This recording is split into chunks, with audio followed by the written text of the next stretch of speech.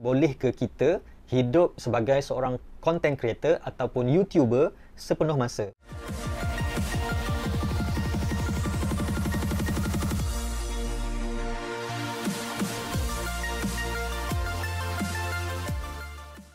Hai, saya Wan Muhammad Ali. Dalam channel YouTube ini saya berkongsi dengan anda tentang cara buat duit dan juga bisnes secara online. Jadi kalau anda nak belajar tentang perkara tersebut, jangan lupa tekan button subscribe dan tekan loceng untuk pastikan anda dapat notification setiap kali saya upload video-video yang baru. Boleh ke kita hidup sebagai seorang content creator ataupun YouTuber sepenuh masa? Jadi ada ramai sebenarnya YouTuber di luar sana yang kata tak boleh. Ada yang kata menjadi YouTuber ni hanya sebagai satu pendapatan ataupun kerja sampingan. Ada juga yang kata boleh survive sebagai seorang YouTuber. So jawapan saya adalah boleh dan tak boleh. Kita pergi tak boleh dulu. Yang pertama, jika anda belum monetize. Jika anda belum monetize, bermaksud anda belum boleh jana pendapatan daripada YouTube. Dan belum monetize ni bermaksud juga video anda masih lagi tak banyak view dan anda punya subscriber pun masih tak ramai. Jadi indikator itu menunjukkan bahawa anda tidak diiktiraf lagi oleh YouTube. Okey, maknanya anda belum diterima sebagai YouTube partner program yang mana mereka akan memberikan duit kepada anda. Dan di situ juga kita boleh menggambarkan bahawa kita masih lagi belum popular, belum lagi mendapat perhatian daripada orang-orang di luar sana, pasaran-pasaran di luar sana yang akan ambil kita untuk buat iklan ke, buat review ke dan sebagainya. Jadi belum monetize menunjukkan kita belum boleh buat full time YouTube ni. Jadi jangan sekali-kali kalau anda dah ada kerja, kalau anda dah ada komitmen, contohnya anda dah ada keluarga kan, ada isteri, ada anak-anak, tiba-tiba anda nak berhenti kerja dan terus buat YouTube, itu adalah langkah yang tak bijak lah. Kecuali kalau anda masih lagi bujang. Anda orang bujang, anda anak dara lagi kan, tak ada komitmen lagi, hidup pun duduk dengan rumah keluarga dulu. So tak ada masalah, anda boleh berhenti kerja. Ini bukan cadangan, ini contoh. Anda boleh berhenti kerja dan fokus menjadi content creator untuk mencuba untuk bermula. Sebab kadang-kadang ada sesetengah orang, bila dia kerja, dia dah tak boleh nak buat konten. Bila dia buat konten, dia dah tak boleh nak kerja kan. Jadi kalau anda belum ada komitmen, so waktu inilah anda boleh bermula. Dan ketika anda bermula ni, anda boleh cubalah dalam tempoh 6 bulan, setahun dan sebagainya. Jadi kalau anda tak boleh nak survive juga, anda tak boleh monetize dan sebagainya, so kembalilah bekerja dulu, cari pendapatan, belajar dulu, sambil-sambil tu buat video ataupun buat konten slow-slow lah. Okay? So itu yang pertama. Yang kedua, walaupun dah monetize, pendapatan di YouTube ini tidak konsisten. Dia bukan ada gaji tetap, contohnya pendapatan setiap bulan 3,000 ke 5,000 ke 10,000 ke, dia tidak konsisten. Okey, dan kebanyakan orang yang boleh monetize pun, kebanyakan daripada mereka hanya mendapat jumlah pendapatan yang tinggi ketika view dia sedang tinggi lah, ketika nama dia sedang diagung-agungkan lah ibaratnya kan. So ketika nama dia tengah naik, so waktu tu dia punya income besar lah daripada YouTube ni. Tapi bila view dia dah mula rendah, orang pun dah tak berapa tengok video dia, jadi pendapatan tu akan menurun. Jadi konsep ini sebenarnya sama je dalam bisnes. Sama je dalam bisnes. Mana-mana pun bisnes yang kita buat produk ke apa semua kan, dia ada tempoh naik dia ada tempoh turun dia. So kita kena jadikan YouTube ini sebagai sebuah bisnes. So kalau kita tak pandai nak menguruskan YouTube ini sebagai sebuah bisnes, okay, dan kita mengharapkan daripada view video semata-mata, sebab view video ni belum tentu, walaupun kita buat video yang kita punya audiens suka, tetapi belum tentu mereka akan sentiasa support dan mereka akan sentiasa tengok. Ada masa dia orang dah bosan, ataupun ada masa dia orang dah ada orang lain, YouTuber lain ke, TikToker ke yang lain kan, yang boleh membuatkan mereka tertarik dengan persembahan dia orang, video dia orang. Jadi dia dah mula tinggalkan kita lah. Di situ menunjukkan bahawa kita tidak dapat nak control kita punya view. Jadi kita tak dapat nak control kita punya view, kita tak dapat nak control kita punya audience. Jadi di sini dia tidak konsisten dan dia sangat rapuh, dia sangat bahaya. Okay, so kalau kita ada komitmen, contohnya setiap bulan kita kena belanja 5,000. Okay, rumahnya, keretanya, anak-anak sekolahnya semua kan 5,000 contoh lah kan. Tapi bila pendapatan tu tak konsisten, dan dia punya tak konsisten tu sangat-sangat drastik. Maksudnya bulan ni boleh dapat 3,000, bulan depan boleh dapat 5,000, bulan seterusnya turun 1,000. Dia sangat drastik perubahan tu.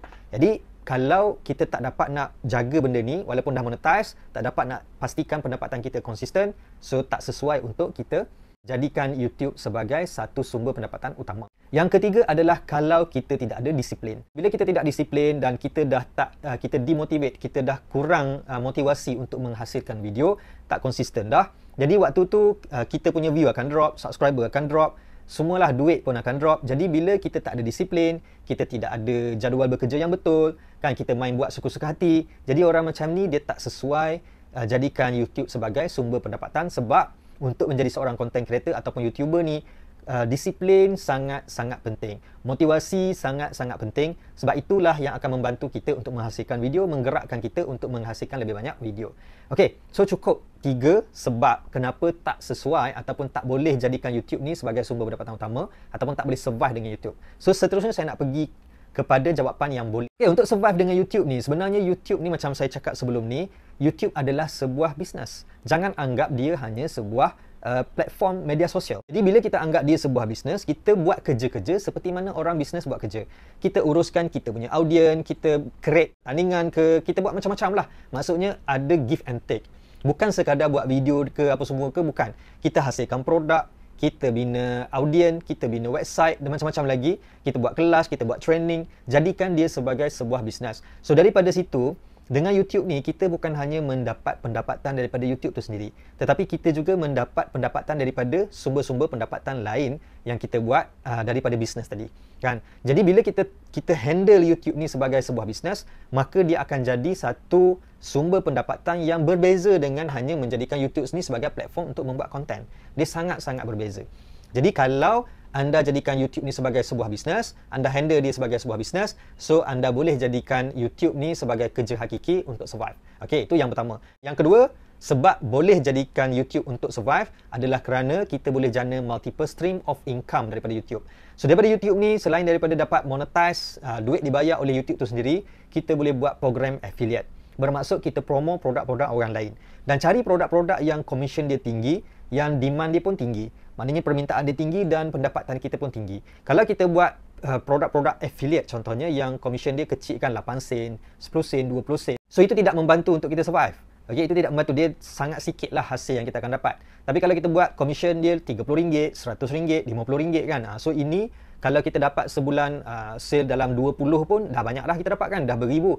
Jadi cari affiliate, program-program affiliate yang terdapat di luar sana dan gunakan YouTube itu untuk jadikan sebagai platform untuk berkongsi dan untuk membuat jualan lah, untuk buat iklan. Jadi yang kedua ni, anda boleh jana multiple stream of income dengan YouTube. Yang ketiga, dengan YouTube ni dia ada grow, dia ada perkembangan. Anda boleh berkembang, anda boleh menjadi lebih besar. So bila kita buat YouTube sebagai sebuah bisnes, YouTube ni kita jana multiple stream of income, jadi kita boleh hire team.